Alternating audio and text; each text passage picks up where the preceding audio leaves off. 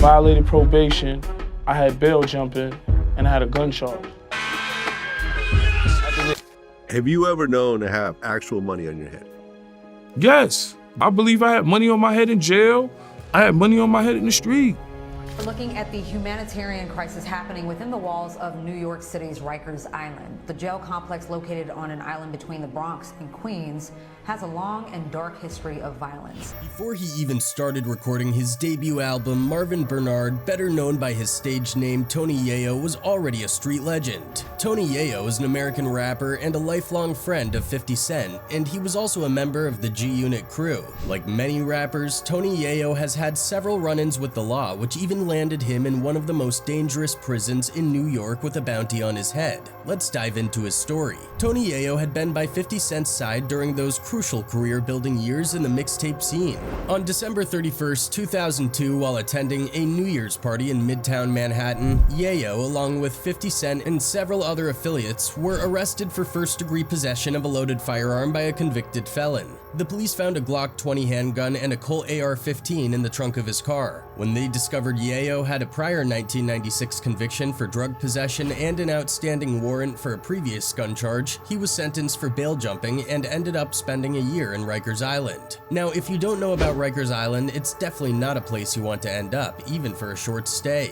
Rikers Island is an actual island in the East River located between Queens and the Bronx, and it's only accessible via a 4,000-foot bridge. It's the world's largest penal colony, housing 10 different jails that primarily hold local offenders awaiting trial or serving sentences of less than a year for crimes committed in New York. This is the same place where Lil Wayne served his one-year sentence in 2010 after getting caught with guns on his tour bus, and where DMX spent 40 days in 2005 for violating his probation. Rikers Island is notoriously violent and dangerous. If you need proof, just search Rikers Island on YouTube and you'll find enough gnarly prison videos for someone to make content for an entire year. The place is so nasty and brutal that it's often referred to as Torture Island. We're looking at the humanitarian crisis happening within the walls of New York City's Rikers Island. The jail complex, located on an island between the Bronx and Queens, has a long and dark history of violence. See in the video here a gang leader controlling a cell block, forcing two men to fight in what appears to be their version of fight night. This is all happening while a corrections officer stands nearby watching, failing to intervene. This nickname is not just about the scary inmates lurking in the cells. It's also about the inhumane conditions that the residents have to endure. The cells at Rikers are freezing cold in the winter and unbearably hot in the summer, with the numerous cases of inmates literally being cooked alive in the summer heat. If the oppressive heat isn't getting to you, it's the threat of violence. Shanks and shivs are commonly made, carried and used by more hardened inmates, leading to frequent stabbings and slashings. The level of violence on Rikers Island has led to numerous calls to shut the whole place down. Despite these calls and a decreasing inmate population, life on Rikers continues and inmates must always stay on their toes. Naturally, a big part of prison politics is the gang culture, and inmates at Rikers are often forced to pick a side as soon as they arrive. Rikers Island is notorious for being the birthplace of many New York gang sets, including the New York Bloods. These gangs originally formed as a way for African American inmates to band together and defend themselves against other race-based gangs like the white or Hispanic gangs that were running things on Rikers back in the day. Even today, the need for protection is clear. For instance, in June 2020, the terrifying Hispanic prison gang, the Trinitarios, had a staggering 26 members indicted for stabbings and slashings at Rikers Island. And in December 2020, a member of the Bloods reportedly knocked out a guard's teeth. These incidents highlight just how dangerous and violent life at Rikers can be. Also, according to Tony, the island is more or less controlled by the inmates rather than the authorities. In fact, they even managed to shoot a music video there. There's a whole bunch on the island, and the island don't even have control. The inmates control that. You seen the video of the niggas? Yeah. Had the weed store. Niggas had knives, all that. It was a video, music video. Tony Yayo has also been very open about his experience at Rikers. When asked if he would rather choose life imprisonment or committing Tony didn't hesitate to say he'd pick offing himself or spending life in a place like Rikers Island. That should give you an idea of how rough his time there was. If you were given life right now, would you consider suicide? I'd rather be in I'm not saying I'm never consider suicide, because they'll feel like, not me, but they'll feel like suicide is a sign of weakness and be like, yo, I'm gonna do my bid. But who wants to do a life bid? Nobody. He also mentioned a specific place on the island called the Beacon where all the were housed. If someone ended up there, it was pretty much game over for them. Fortunately for Tony, he was placed in a different, somewhat better section. To go in the Beacon, I was in C-73. It's a low-key building. Cool. Know what I mean? You could get cut, stabbed, you know, anything, but the Beacon was like, that's where like all the went. Like, yo, send him to the Beacon. During this time, 50 Cent and his G-Unit crew were blowing up. They were all over the place, and videos featured the group wearing free Yayo shirts to show their support for Tony Yayo while he was locked up. The thing is, Tony had no idea all this attention was happening because the prison inmates he shared a TV with preferred watching sports over music videos. But one day, when Eminem and 50 Cent were scheduled to make an appearance at the Grammys, Yayo convinced everyone to change the channel. That's when he first saw the free Yayo shirt, and this time it was being worn by Eminem himself. To be like Lord Jamal and them, Eminem's whack. He sold 16 million records. He's still doing billions on Spotify. Be like, yo, why you always big up Eminem? I was on Rikers Island, C-73.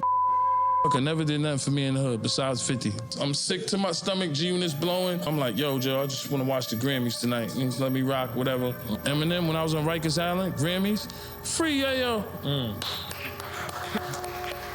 It's Eminem. Seeing Eminem rock that shirt gave Yayo a major boost. He was inspired and started working extra hard on his rhymes while keeping in touch with the G-Unit crew. They reassured him that his time would come once he was a free man, and sure enough, on January 8th, 2004, Yayo was back on the streets. But things didn't go smoothly for long.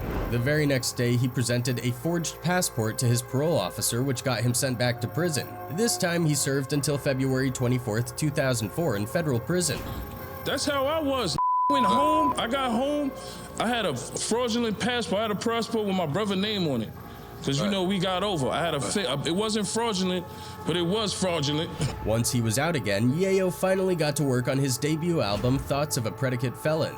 But his troubles with the law were far from over. On March 24, 2007, Tony Yayo and his childhood friend Lowell Fletcher, also known as Lodi Mac, were arrested for allegedly assaulting a 14-year-old named James Roseman Jr., who was the son of Czar Entertainment founder and drug James Roseman, aka Jimmy Henchman. This incident was seen as part of the ongoing beef between Tony Yayo, G-Unit, and their former colleague The Game, who was a client of Henchman at the time. There were even accusations that 50 Cent was involved, with claims that he and his entourage approached the kid and pushed him against a wall. However, 50 proved his innocence with video footage showing he was at his former Connecticut mansion during the alleged incident. Yayo, on the other hand, was accused of slapping the boy several times and shouting F Czar Entertainment. Fletcher reportedly took things further by pistol whipping the kid and threatening him with a gun, causing Roseman Jr. to run off in fear. Tony Yayo made his first court appearance on April 25, 2007 in the United States District Court for the Eastern District of New York. The case was adjourned to July 24, and Yayo pleaded not guilty to all charges. His lawyer strongly defended him, saying, quote, "After a thorough investigation, I steadfastly and adamantly state to you that my client Tony Yayo did not slap anyone. I am hopeful that when authorities complete their investigation, they will come to the same conclusion.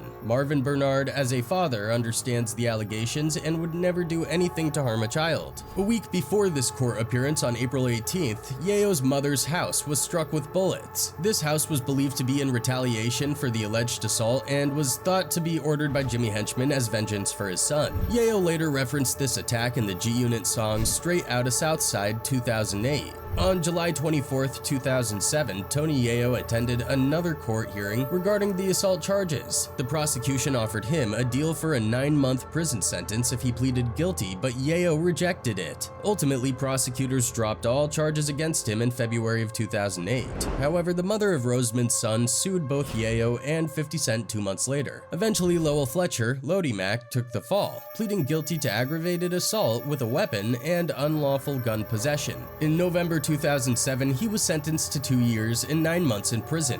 After Yayo's friend Lowell Lodi Mac Fletcher was paroled in late September 2009, things took a tragic turn. Fletcher was outside a grocery store in the Bronx, adding another dark chapter to the ongoing feud. There were also numerous attempts on the lives of Tony Yayo and 50 Cent, all allegedly ordered by Jimmy Henchman. One of the most extreme attempts included a plot to explode a bulletproof limousine with both Yayo and 50 Cent inside. These attacks were supposedly Henchman's revenge for Yayo and Fletcher assaulting his son. 50 Cent wasn't one to take such threats lightly. He retaliated by recruiting Atlanta gang members to place a dead rat on the doormat of Henchman's home in New York. It was a clear message, a sign of the ongoing war between them. Fast forward to 2014, Jimmy Henchman faced a federal trial on multiple charges, including drug, murder for hire, conspiracy to commit homicide, and other related offenses. This trial connected him to the Yayo's friend, Lodi Mac, and the continuation of his criminal activities. After a hung jury initially, Henchman was eventually found guilty of all charges and sentenced to life in prison. Jumping ahead to 2022, Tony Yayo opened up about the dangerous times he lived through, revealing there were bounties placed on his head throughout the mid-2000s due to the beef he was involved in through 50 Cent. In an interview with Vlad TV, Yayo shared his thoughts on the culture and the violence that's been claiming the lives of rappers. When Vlad asked if he knew about the bounties on his head, Yayo confirmed yes. I don't want to say the amount, but like I said, guys always say we glorify the S. I believe I had money on my head in jail. I had money on my head in the street. I don't glorify none of that ish cause it's real.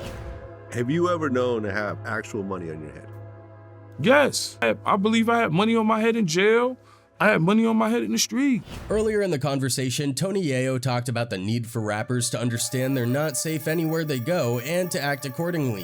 Vlad mentioned the situation with Quando Rondo and the murder of his friend Lil Pab in Los Angeles. Yayo wasn't surprised by the incident and stressed the importance of being cautious. We already know what's going on in LA. You know what's going on, it's a no-fly zone, right? Tony Yayo told Vlad. For every rapper around the world, it's a no-fly zone anywhere you go. That's it, it's a no-fly zone. You gotta be careful, that's all it comes down to. We already know what's going on in LA. You know what's going on. It's a no-fly zone. Yeah. Right? Listen, for every rapper, look, around the world, it's a no-fly zone anywhere you go. Yayo added that maybe it's time to bring back bulletproof trucks and vehicles, even if it means putting away the Bentleys for a while. For me, I learned from 50. Instead of me going to the store or the restaurant, get the food to go, send your assistant or your man in there, and you cool. For me, I learned from 50.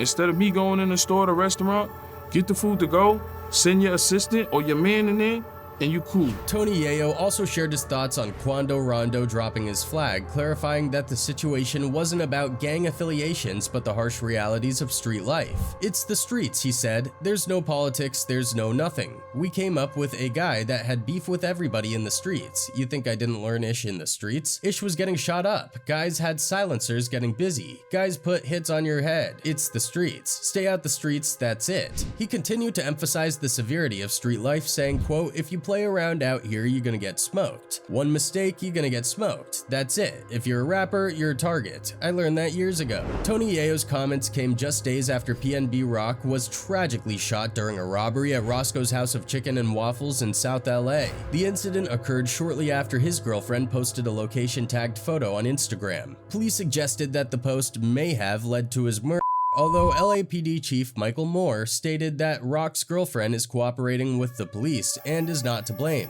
While 50 Cent's numerous beefs might have put a price on Yayo's head, the G-Unit head honcho also played a crucial role in keeping Yayo out of further trouble. In a recent interview with the Only Way Out podcast, Yayo reflected on the deaths of Pop Smoke and the Rico case involving 6ix9ine, explaining that 50 Cent's guidance was key to his survival as a young rapper. Quote, there used to be 14 guns on the bus like Bobby Shmurda and them guys. We used to be running around like that, Yayo said. You gotta be kinda smart. You have a guy like Fief running around that help us survive a lot of ish. Cause he'll be like, yo, if you gotta bring a gun, why the F you going? Just go party in my mansion, I'm not even there, just take over my mansion. He went on to share more advice from 50. Quote, he'll tell you, you know, you got a girl in your room that's a stranger. Don't get these girls pregnant on the the road cause I seen them do it. Despite all the challenges and brushes with the law, Tony Yayo managed to carve out a pretty decent career for himself in the rap game. While he kept his name buzzing on the streets with numerous mixtape appearances during his time behind bars, it wasn't until he featured on Lloyd Banks' track Ain't No Click from the album The Hunger for More in 2004 that he really started gaining widespread recognition.